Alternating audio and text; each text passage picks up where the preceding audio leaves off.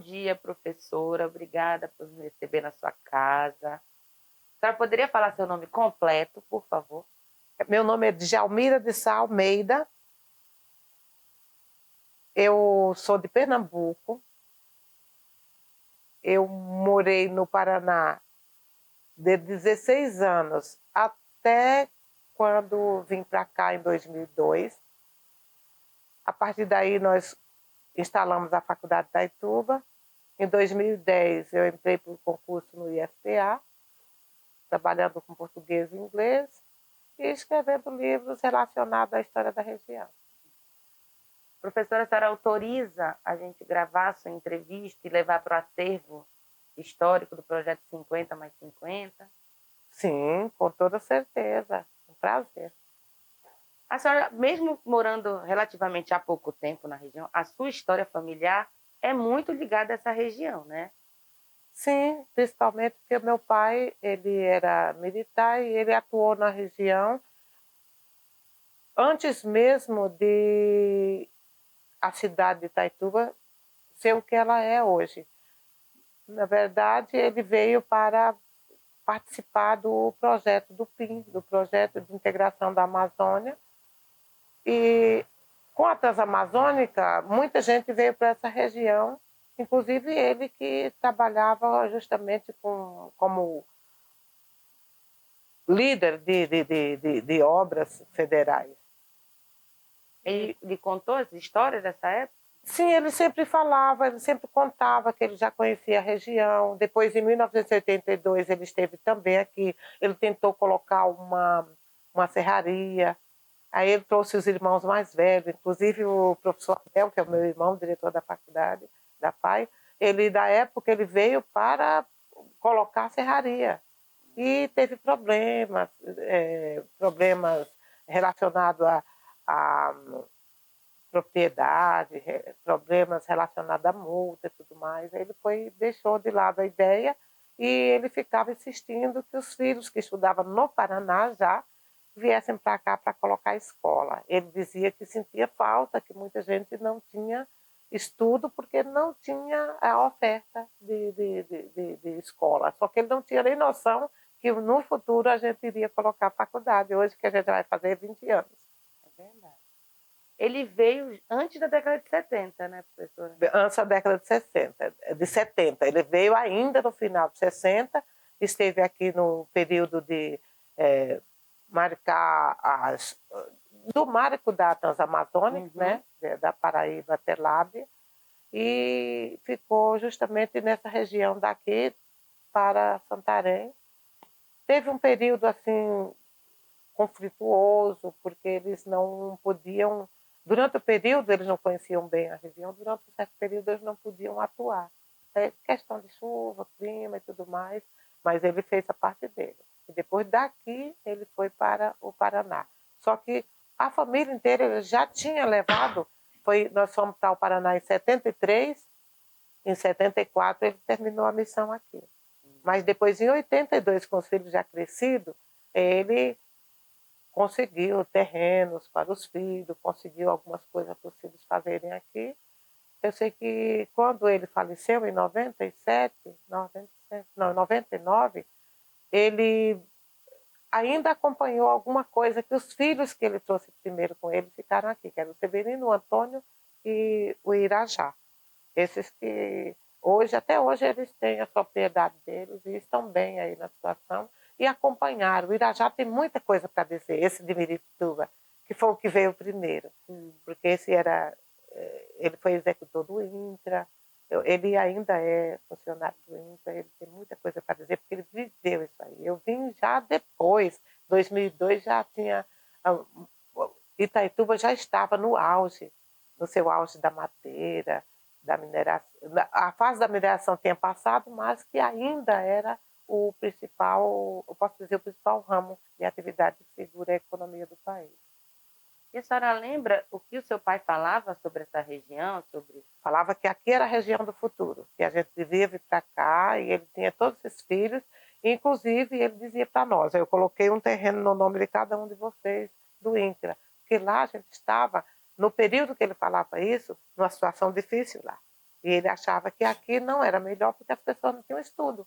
E ele tinha uma visão futurista. Ele dizia, não, se o pessoal daqui estudar, porque tem muito espaço para tudo e falta tudo aqui na região. Então, ele ficava estimulando a gente a vir para cá. Aí ele colocou o nome de cada um dos terrenos. Do Depois, lote. quando ele morreu, o advogado dele e o do INCRA, que até hoje eles estão fazendo aquela parte lá de inventário, eles foram verificando os terrenos e tudo mais, aqueles que não tinham direito, porque não viveram aqui, não trabalharam aqui, nós viemos devolver os nossos terrenos para quem tinha.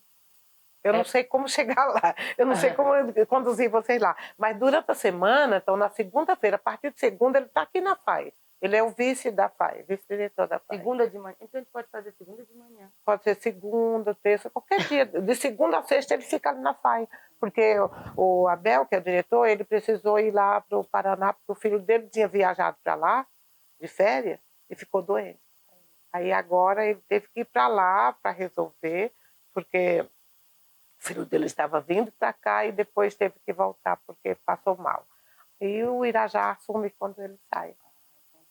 Assim, na verdade, a sua família está entre Pernambuco, Paraná e Pará.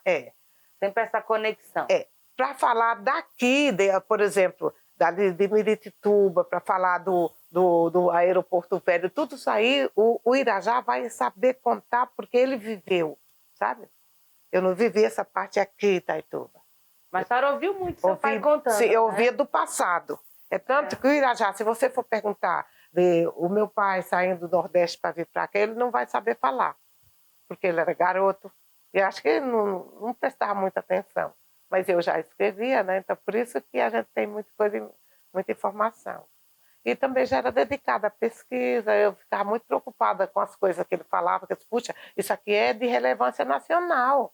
Ele trabalhou na região de Brasília antes de Brasília ser construída.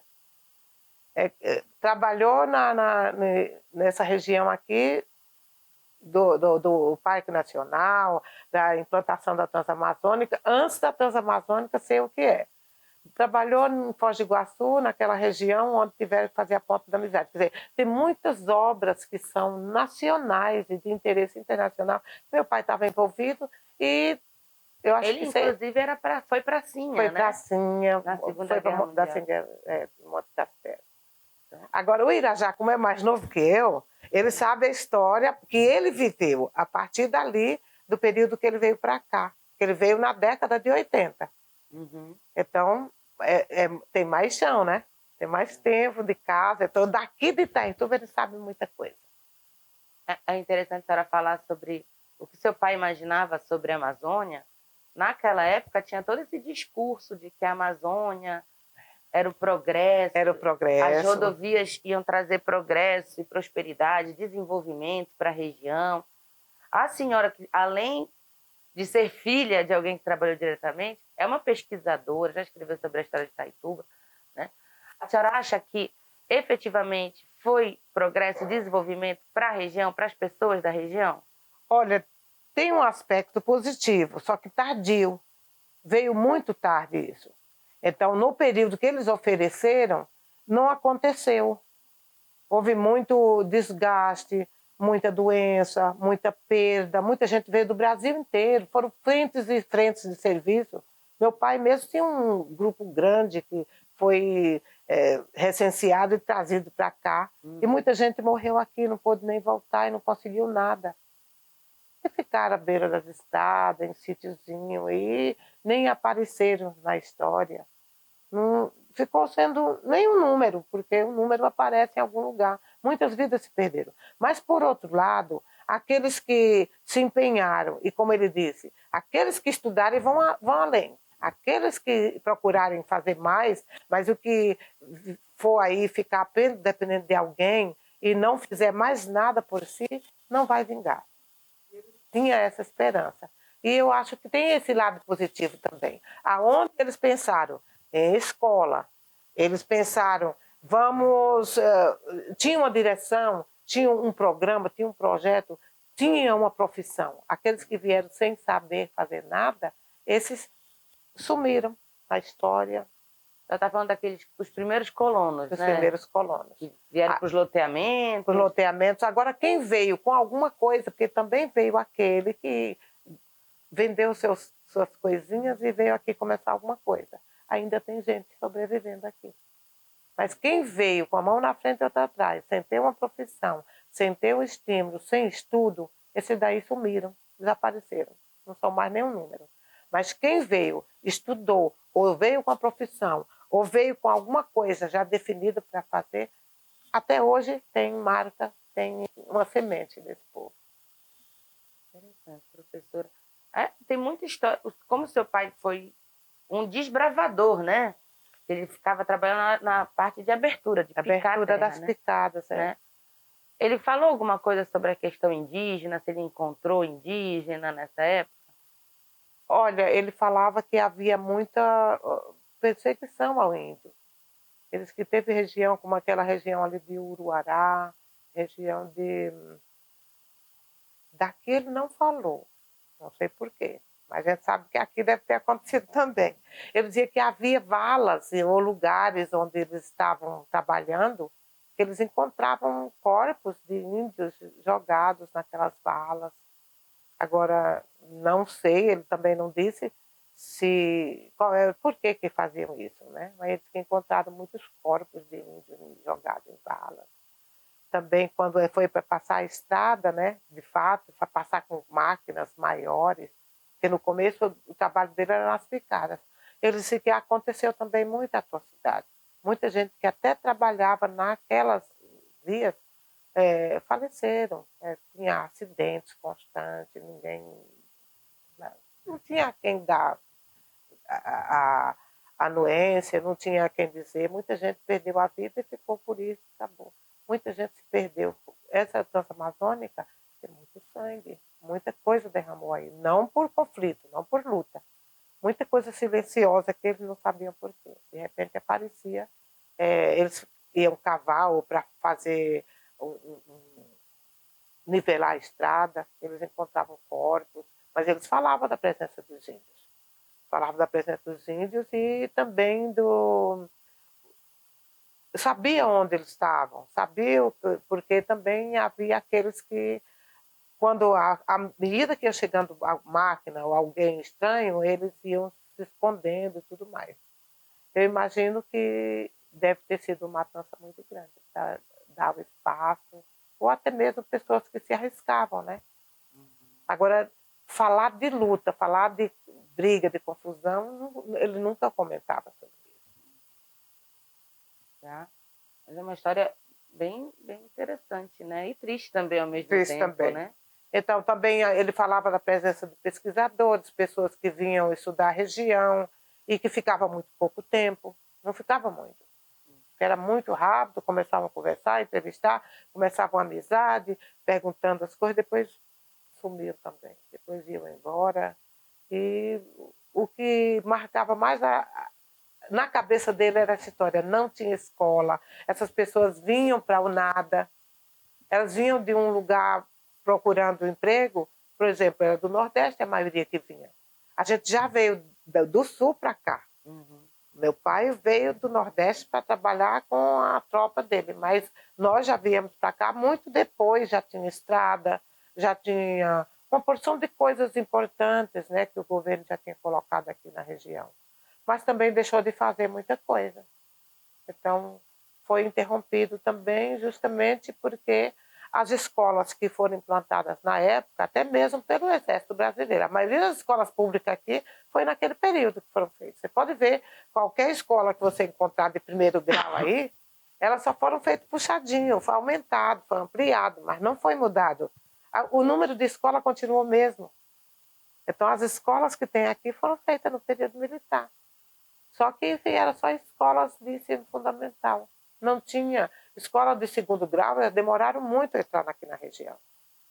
Eu lembro que o meu pai comentava que tinham 3 escolas do estado aqui, quando ele esteve aqui na região, e ele dizia que era assim, esporádico. Essa escola não tinha seu prédio, era funcionava no prédio do ensino fundamental um tempo, desaparecia, depois vinha um outro curso, sumia de novo. Não havia uma coisa sólida. A preocupação dele era com a escola. Não sei se é porque os filhos dele todos estudavam, então ele queria alguma coisa para o futuro, para os filhos. E venham para cá, venham para essa região de Itaituba, que aqui é o futuro. De fato, a gente tem, na medida do possível, ninguém ficou rico, mas que a gente tem conseguido sobreviver e fazer o trabalho, continuar na profissão. A gente tem desenvolvido um trabalho aqui que eu acho que ele ficaria feliz, que era isso que ele queria.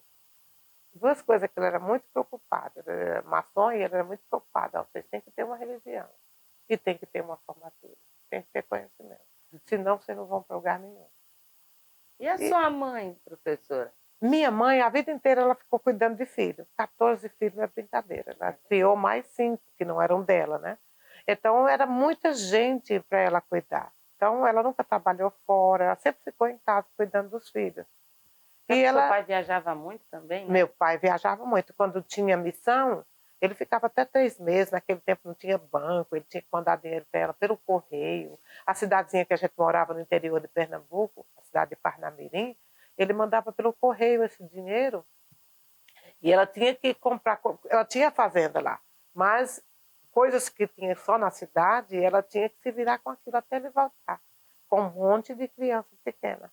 E meu pai, na região, era considerado de boa situação financeira, porque ele tinha um bom emprego, porque era vinculado era ao exército, agente federal, né? Então ele era considerado na região como uma pessoa rica. Mas a gente sofreu muito no Nordeste. Nós ficamos até 72, eu digo nós, a minha mãe e os meus irmãos. No final de 72, 73, eu já tive minha primeira turma. Fiz o concurso pela prefeitura e fui alfabetizar no Paraná, em Corbélia. E lá em Corbélia, enquanto meu pai estava em Foz do Iguaçu, a gente estava em Corbélia, porque Foz do Iguaçu era muito perigosa, havia muito problema, promiscuidade, muita gente de toda parte vindo para a construção da ponte, revitalização, né? Porque ela já tinha sido construída antes e foi revitalizada. Meu pai não levava as filhas para lá, só levava os homens mais velhos, porque disse que era muito difícil, até lugar para morar, porque havia muita gente de toda parte indo para aquela região, inclusive tinha outras obras de construções que eles tinham lá, obras faraônicas, que era do próprio Itaipu, né? Então, coincidia muito lá. E meu pai comandava uma outra equipe que não era a mesma, era outro estilo de construtores, que já era da construção civil. Ele não levava a gente para lá, então a gente ficava em Corbélia, que é onde tinha um tio que já morava lá, e o meu pai ia com meus irmãos mais velhos. O Irajá mesmo, esse lá, estudou em Foz do Iguaçu, técnico agrícola, porque era a profissão da época, né? Depois é que ele veio para cá. Já veio, os seus irmãos vieram na década de 80, né? Década de 80. Mas o seu pai conseguiu, na época, os lotes em nome de vocês no começo de 70, foi isso? Olha, na verdade, ele conseguiu depois, na década de 80 mesmo. Porque antes ele tinha tentado e ele não tinha dados de todo mundo. Até porque a minha mãe, ele teve que mandar a minha mãe vir com todos os filhos para o Paraná, enquanto ele saía daqui, que ele ia para o Paraná também. Então ele ficava assim, meio conduzindo todo mundo, vou ficar aqui, eu vou para tal lugar aí, e ficou. Então, as irmãs mais velhas que cuidavam de nós, a Reuma, que mora aqui também, a Reusa, que já é falecida, é que cuidavam de nós, porque a minha mãe era analfabeta, cuidava só dos filhos. Então, ele ficava conduzindo elas, sabe? Por carta, por telefone, não havia o celular, sabe? Era um telefone que ia ser, era uma vez por mês que ele podia ir num centro urbano, no Orelhão, fazer uma ligação. Era muito complicado. Eu sei que quando a gente foi para o Paraná, meu pai já estava no Paraná. A gente já encontrou ele lá. Tá? Ele vinha de Foz do Iguaçu, ele esteve no Paraguai também, ele era muito ligado à história de comprar terra. Ele ficou algum tempo como brasiguaio, comprou terra no Paraguai e levou esses irmãos, filhos, para lá, mas daí os filhos sentiram falta de continuar estudando. Ele voltou para o Brasil, veio todo mundo ali para Corbélia. De Corbélia eles traçaram o plano para vir para cá de volta. Aí foi em 82. E ele ficou decepcionado, não ficou... Nesse período de 82, ele resolveu a situação de terras, né? Mas ele ficou preocupado porque perdemos o irmão que teve malária aqui. E ele não quis, ele ficou meio enlouquecido. Qual foi seu irmão? O que morreu primeiro era o Irian, o nome dele. Morreu com 22 anos. Ele era acadêmico de educação física e morava comigo em Londrina. Lá eu trabalhava em Londrina e eu dava aula e ele morreu em 82. Morreu de malária. Ninguém no Paraná sabia a história, dava um remédio para hepatite e ele acabou morrendo. Ele tinha vindo aqui. Veio aqui para conhecer. Ele veio conhecer o garimpo. Meu pai chamou para ele vir olhar e tudo mais. Quando você se formar, você vem para cá, você pode pôr uma academia de judô, que era muito envolvido nisso. E cada vez meu pai ficava... Então, ele não conseguiu me convencer, porque eu morava em Londrina, eu estava bem lá. Aí eu casei lá e não queria vir para cá. Eu tinha os 2 filhos pequenos. Sei que quando o meu pai morreu, ele não sabia, quer dizer, ele morreu sem saber o que a gente tinha feito com os planos dele, os projetos dele. Depois que ele morreu é que a gente decidiu vir para cá. Aí veio o Abel, tinha já 3 aqui, veio a Relva, que teve a ideia da faculdade, e eu só vim para cá em 2002. Porque... E seus irmãos que estavam aqui, vocês tinham contato sempre com eles? A gente tinha sempre contato. A senhora vinha para cá? Ou vinha alguém da gente. Eu fui a última que vim para cá. Mas sempre tinha alguém de lá vindo para cá ou alguém daqui indo para lá. Então a família sempre manteve contato. Sempre. Aí depois que meu pai morreu, o que mais pedi, olha, vocês têm que ficar unidos até a 5ª geração. Vocês têm que ficar juntos, Se desfacelar e ficar todo mundo... E ele não era muito contente comigo, porque eu casei em Londrina e fiquei lá e não voltava. Ele queria que todo mundo ficasse no mesmo lugar. Ele dizia, olha, Corbélia, o Paraná, não tem mais vantagem para vocês. Vão para o Pará. E ele ficava insistindo para a gente vir para cá e colocasse uma escola. E ele morava onde? Era lá no Paraná, aqui? Ele morava em Corbélia. Por último, ele morreu em Corbélia. Corbélia é no interior do Paraná, no oeste do Paraná. E ele chegou a morar aqui também com seus irmãos? Sim, ele ficou muito tempo aqui. Ele ficou, em 82, ele veio em 82, ele veio em 83, ele morreu em 97. No mesmo ano que meu marido morreu, ele morreu também. Meu marido morreu bem novo, com 39 anos. Mas eu fiquei em Londrina até 2002, até quando o Abel foi me buscar para a gente oficializar a faculdade. E a senhora já estava aposentada? Não, eu estava com pedido de aposentadoria e consegui naquele mesmo ano, em 2002. Aí vim para cá. Eu já tinha terminado o doutorado e o Abel foi me buscar para vir para cá. Então, professora, os seus irmãos, os que vieram na década de 80, os 3 trabalharam no campo com fazendas? Alguma coisa? Esse que faleceu, o tempo todo na fazenda, era antes um sítiozinho, depois ele ficava na beira da estrada, ele ganhou a vida como jeriqueiro, que eles chamam aqui. Era puxando ônibus, carro que passava ali, que ficava dia de chuva, atolado, ele ficava tirando o pessoal. Então o apelido dele era Severino Jeriqueiro. Ele ficou muito tempo.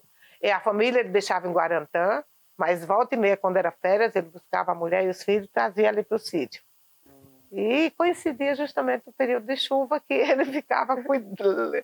E depois eles iam para Guarantã do Norte, né? E esse daí ficou bastante tempo. Só que o que veio primeiro de todos é esse o Irajá, que ele é muito mais novo que eu. Esse daí, esse que eu falei para você que trabalhou no Aeroporto Velho, que ele foi motorista, que depois ele fez o concurso do INCRA e entrou como um funcionário e depois chegou a executor do INCRA. Ele foi chefe do INCRA durante muito tempo, ali em Miritituba. Só que agora tiraram dali, foi para Santarém a sede e ele vai constantemente para Santarém. Ele está só esperando a aposentadoria também do INCRA.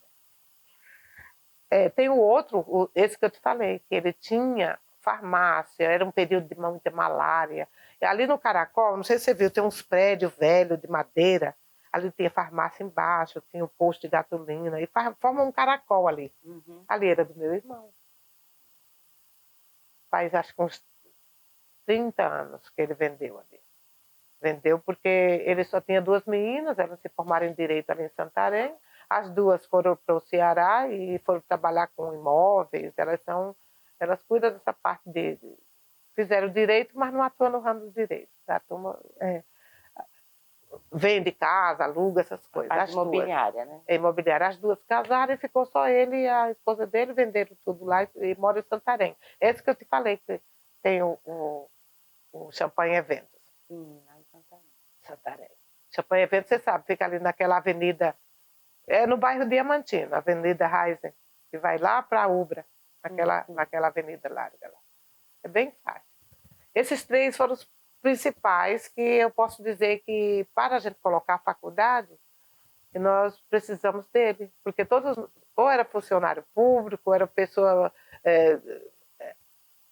A Reuma era secretária de Educação em Coribelli, o Abel era professor do Sebrae, eu trabalhava em Londrina, na Universidade de Londrina, a Reusa trabalhava no Estado, era professora do Estado do Paraná. Então, a maioria dos filhos que trabalhavam estavam se aposentando, mas era do serviço público, a gente não tinha posses, só era a renda mensal mesmo. Viemos para cá e precisava para colocar, comprar, para dar garantia, para o MEC liberar a gente para fazer a faculdade, e até mesmo para comprar o prédio ali onde tem a faculdade funcionando. Primeiro nós alugamos a Anchieta, porque era uma escola que já tinha as medidas certas para a sala de aula, que o MEC exigia. Eu sei que para nós foi complicado o começo, porque o prefeito dizia que autorizava, dava um papel, no outro dia ele mandava um papel para Brasília dizendo que não tinha autorizado. E a gente ficou nessa, vai para Brasília, vai e volta, essa novela foi muito demorada. Mas em 2003 autorizaram, e esses 3 irmãos que já tinham propriedade aqui e que foram aceitos pelo INCRA, para eles oficializarem e começar o beneficiamento e tudo, porque eles nunca saíram de lá, e os filhos estudavam ali, já tinham uma vida constituída ali de Miritituba até Moraes de Almeida, tinha irmãos por ali espalhados. Eles deram documentos para que a gente pudesse provar que, se em caso não desse certo a faculdade, a gente podia indenizar professores, pessoas, aquelas coisas que o MEC exige. Aquela questão da garantia, né? Graças a Deus ela está indo bem, mesmo no período da pandemia, a gente teve muita inadimplência, mas a gente já está bem estruturado aqui. Os sócios se reúnem, cada vez que tem um clima vermelho, a gente se reúne, a gente vai, um ajuda o outro. Nós éramos em 10 sócios, agora nós somos só em 5, porque alguns não quiseram apostar em mais tempo, cansaram. Aqueles que não são da educação não ficam muito tempo. Porque quem é da educação, a gente tem uma paixão doentia, parece uma cachaça, né? A gente não larga. A faculdade começou com que cursos? Começou com 4. Letras, História, Administração e Pedagogia. Agora, História, fechei. E nós temos 11 cursos agora. Nós temos. Foi mais para a área de saúde, e cada vez que o MEC diz, não, aqui você precisa isso, aqui você tem mais isso. Ele já vem com a pesquisa relacionada com a região, relacionada com os pedidos, que faz emendas que os políticos levam para lá e não sai do pacote, e não sai da gaveta. Ele já vem informado quando eles vêm para cá. A educação na região também tem mudado muito, além da faculdade particular, está chegando... Faculdade pública. As universidades públicas. Na verdade, o governo falhou com essa região. Agora eu vi que... Você abre essa janela aí, por favor, que deve estar quente para você aí, né? Pode abrir, tá abrindo para mim. Aí o governo falhou porque era para a ação pública ter começado aqui. Eles colocavam um núcleozinho, uma sala só de aula, que era a UFPA, esteve bastante tempo aqui, mais de 20 anos. Ela formou muita gente. E praticamente não teve retorno, porque esses professores não serviram para ela. Aí é o seguinte, o UFPA, depois criaram a UFOPA para interiorizar. A UFOPA também ainda não tem seu prédio. Agora que estão terminando ali perto do IFPA, mas demorou demais. Eu lembro que quando a gente veio para cá, tinham cedido para a gente aquela escola Consolação. Eu cheguei a colocar, trouxe a minha biblioteca lá de Londrina, doaram material de Londrina, Maringá, até da Unesp, lá de onde eu estudava, tinha professores meus que doaram livro para abrir pedagogia aqui. E a gente recebia livro de toda parte, e daqui mesmo as pessoas não conheciam nem biblioteca, não tinha biblioteca. A UFPA, ela tinha uma salinha dentro daquele prédio. Depois o MEC falou, não, esse prédio é público, não, você não pode usar, vocês vão ter que alugar uma escola. Aí nós alugamos a Anchieta, ficamos 2 anos na Anchieta, depois mudamos ali e compramos o Chapeuzinho Vermelho, que era uma escola que ficava fácil, era toda de madeira, a gente desmanchou, mas ela já tinha todos os marcos dentro das meias do MEC. Aí estamos até ali hoje. Aí fizemos a FA em cima onde era o Chapeuzinho Vermelho. E concretizou o sonho do seu pai, né? Aí nós colocamos o nome da nossa biblioteca, é Severino Simões de Almeida. É o nome dele. Tá, porque foi a ideia dele. Ele era autodidata, ele só tinha 4ª série primária. Ele é nascido na Paraíba, ele nasceu na região de Itaperuá. A mãe do Ariano Suassuna foi professora dele. Olha. Ela ensinava, ela tinha um quartinho na casa, e eles tinham essa história. Quem tinha fazenda tinha que ter um lugar para dar aula para os peões. E tinha uma isenção de imposto, o dono de fazenda que fizesse isso. E era engenho lá, aquela região, engenho de Rapadura. Eu sei que a mãe do Ariano Suassuna era a professora dele. Eu disse, olha, eu conheci, cada vez que ele via Ariano Suassuna na televisão, ele dizia, esse cara aí eu conheci ele pequenininho, eu já um rapaz estudando as primeiras letras, porque ele ia entrar no exército e precisava saber ler. Então a mãe do Ariano Suassuna que preparou ele para poder ele ir lá servir. Aí ele entrou no exército, ficou bastante tempo, depois deu baixa, voltava, porque ele ficava como é que eles chamam? Reserva. Cada vez que quebrava um açude lá no Ceará, Oroz, aí ele tinha que fazer o recenseamento de tantas pessoas que estavam desempregadas para ir lá, para fazer o açude. Tinha uma barragem em tal lugar, ia ter geralmente era período que vinha muita chuva, aí quebrava a barragem, ele ia com um batalhão. Aí quando foi para vir para cá, eles demoraram muito tempo para o deslocamento, porque o deslocamento deles era feito a maior parte do tempo a pé. Eles ficavam assim durante vários lugares, eles faziam acampamento, porque eles tinham que receber o material para fazer as trilhas. Olha, da Paraíba até Lábrea é muita coisa, é mais de 3.000 quilômetros. É muita coisa. Se você vai na estrada, no asfalto, você acha muito, imagine fazer picadas para isso. Só que não sei se vocês conhecem aquela região da Paraíba, de Cabedelo, onde começa, eu botei no livro, onde começa a Transamazônica, ela é quadruplicada. Asfalto de primeira ordem. A região ali, que ali tem sempre o quarto batalhão presente, né? Que é o exército até hoje que alimenta aquele ali. Mas é muito bem feito. Aí ela vai minguando, sabe? À medida que vai vindo Piauí, vai para o Maranhão ela some. Aí no Pará, pronto, aí vira terra. E em Brasília, essa Transamazônica já tem documento que ela foi assaltada umas 3 vezes. Agora ninguém sabe, ninguém viu onde foi que botaram o dinheiro desse asfalto. Agora as que fizeram uma trecho grande de novo, né? Mas fizeram uma peripécia aí, porque lá, quando é para fazer qualquer coisa, eles não, mas já foi feito, tem documento aqui, já foi dinheiro para essa região, já foi feito essa asfalto aí. O pequenininho. Dá uma pausa, que eu acho que ele vai voltar. Para a gente caminhando para o final, professora, então, quer deixar algum recado sobre a região, sobre esses 50 anos, né, da Transamazônica, da BR, né? Já que essa região mudou muito, né, se transformou muito. Hoje a gente vê a questão do agronegócio, o próprio crescimento dos garimpos, a questão do meio ambiente. Então, o que a senhora acha sobre essa questão dessas rodovias e da história de Itaituba e da região, né?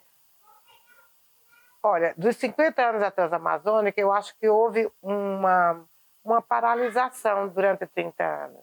Eu acho que a partir de 20 anos para cá é que houve uma preocupação coletiva. Todo mundo quer fazer isso crescer. Todo mundo... está começando a olhar para trás e ver que algumas coisas que pararam no caminho precisava de uma ajuda, precisava de uma alimentação. Não podia deixar estagnado. Eu posso dizer que de uns 20 anos para cá é que aqui tomou impulso. E todo o plano que eles tinham antes, né, que eles estavam pensando de uma forma, eles estavam pensando estradas, não fizeram. Eles estavam pensando escolas, não fizeram. Quer dizer, a escola que eles fizeram ficou e não fizeram, só, como eu te falei, ampliaram só. Agora tem uma outra visão. Justamente a interiorização da educação superior aqui na região foi um impulso. Eu posso dizer que aquela sementinha que a UFPA plantou, eu posso dizer que isso foi um grande passo, porque o pessoal começou a despertar, esses professores, até hoje, eles alimentam a ideia de vamos adiante, vamos estudar, vamos fazer mais, vamos aproveitar, a região tem recurso. Eu também acredito muito que aqui vai dar certo, já está dando certo, mas eu acho que demorou muito. 30 anos foram perdidos porque eles ficaram estagnados. Por quê? As pessoas construíram escolas de primeiro grau, mas não pensaram no futuro. Ficou bastante tempo sem dar continuidade. Então, até mesmo para a gente colocar a faculdade aqui, foi preciso que tivesse um prefeito com muita coragem, que foi o Benigno, como é o nome dele? Botelho, trouxe um monte de professores de Santarém, de Belém, pessoal formado. Por isso que eu digo, sem educação, não adianta, o progresso, ele para, ele acaba, ele não continua. Ele só tem uma continuidade se tiver educação, porque você vai sempre preparando, multiplicando. Também esse reúne, esse interiorização com a criação da UFOPA foi muito bom. Muito bom, porque aonde ela entra, ela faz uma transformação, transforma mesmo o ambiente. A vinda também do IFPA mudou muito, porque o que ela tem preparado pessoas para a área técnica, a escola do governo, a escola, o ETEPA, tudo isso foram impulsos que deviam ter sido criados lá no passado. Eu acho que houve ausência de políticas públicas, ausência dos políticos, que eles ficaram pensando só em coisas materiais e não se preocuparam com a educação. Porque a educação, ela preserva o material, mas ela leva muito mais longe aquilo que está na sua cabeça, o pensamento. A educação, ela transforma. E eu acho que a partir de 20 anos para cá que a educação teve essa avalanche assim, está tomando conta. Eu acho que, graças a ela, as coisas vão acontecer e aqui é o lugar do futuro. Eu continuo dizendo igual meu pai, Itaituba vai ser ainda uma grande potência. Itaituba, essa região de Tapajós, a região de Santarém, quando eu cheguei aqui, e que eu conheci Santarém, que eu só conheci Santarém em 2007, que eu fui lá no museu para pegar algumas informações para esse livro. Eu senti um astral muito bom, mas eu senti que a cidade estava um tanto abandonada, o pessoal preocupado com outras coisas e deixando de lado a educação. E olha que Santarém já tem muito tempo de casa. Ela é, posso dizer, a mãe de tudo que acontece aqui em Itaituba, parte de Santarém. Desde religião, que aqui era para ser, no meu livro eu cito, Nossa Senhora da Conceição de Bela Vista, que era uma freguesia da igreja de Santarém. Sim. Miritituba também tem a capela principal da Nossa Senhora da Conceição, era lá, que era também da freguesia de Santarém. Santarém, acho que posso dizer que é guia, é referência para Itaituba. Só que eu achei que as pessoas pararam também durante muito tempo.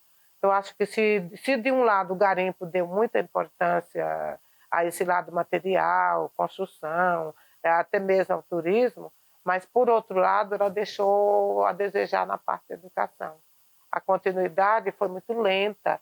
Olha, nós temos em Santarém muitas faculdades, mas eram para ter alcançado muito mais no interior, era para ter alcançado muito mais. E aqui, Itaituba, se para lá, ou seja, se as coisas andam lentamente lá, aqui para. Eu acho que Itaituba é a bola da vez agora. E depende de se investir em educação. Educação é investimento e não perda. e não jogar fora o dinheiro. Então, quando chegamos aqui, a nossa barreira maior para colocar a Faculdade de Itaituba é que havia uma política assim de... Faculdade particular é demonizada, é do mal. E faculdade pública que é do bem, porque ela não cobra nada. Resultado, fica o processo lento, o governo sozinho não dá conta e não há um investimento na educação e levando a escola pública onde ela precisa chegar, que ela precisa ser elevada à qualidade que ela merece, aí precisa de um serviço particular para que possa fomentar a conta da demanda. Para dar conta da demanda e também para até mesmo ajudar nessa ação. E assim eu acho que investir em educação é a melhor coisa e ela vai para frente e o progresso continua. Quando você para de investir em educação, aí tudo para, ou tudo corre lentamente, corre a passo de tartaruga. Obrigada, professora. Muito obrigada. Pode desligar. Professora, muito obrigada.